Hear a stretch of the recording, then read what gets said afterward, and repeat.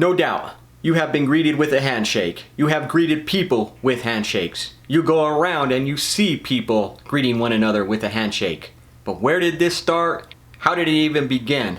Well, if you always wondered, we are going to be talking about it right now. There's an amazing diversity of greetings custom around the world.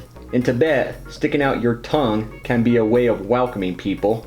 I knew sticking out your tongue was acceptable. And here as a kid, every time I stuck out my tongue, my parents always told me that that was a bad thing. And here people do it around the world as a greeting. In New Zealand, people greet each other by touching noses. Ethiopian men touch shoulders. And in the Democratic Republic of Congo, male friends touch foreheads. In many Asian countries, people bow to each other when meeting. Yes, that is true.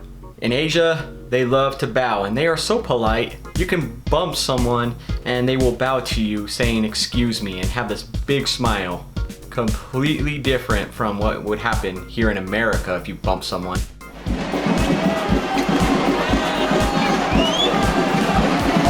And in some European countries, as well as Arab countries, hugs or kisses on the cheek are more than normal. While this wasn't always true, the most common physical way to greet people around the world nowadays is the handshake. Extremely honored. You have a very forceful handshake, Mr. Coleman. Son of a bitch.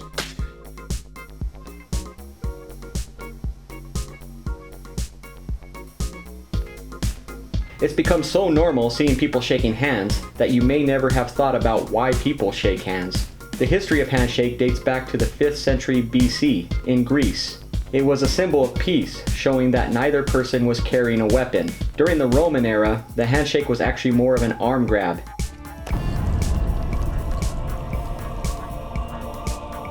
It involved grabbing each other's forearms to check that neither man had a knife hidden up his sleeve. Some say that the shaking gesture of handshake started in medieval Europe. Knights would shake the hand of others in an attempt to shake loose any hidden weapons. While handshaking is still the most common greeting around the world, it may be losing its ground.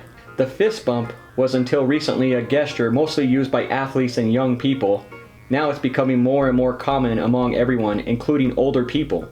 According to one survey, 49% of Americans sometimes choose the fist bump over a traditional handshake. The fist bump, made by making the fist and lightly touching knuckles, may be more fashionable greeting, but for many, it's a pragmatic choice. Many survey participants said that they preferred the fist bump because they were afraid of catching germs by shaking hands. Yeah, fist bump.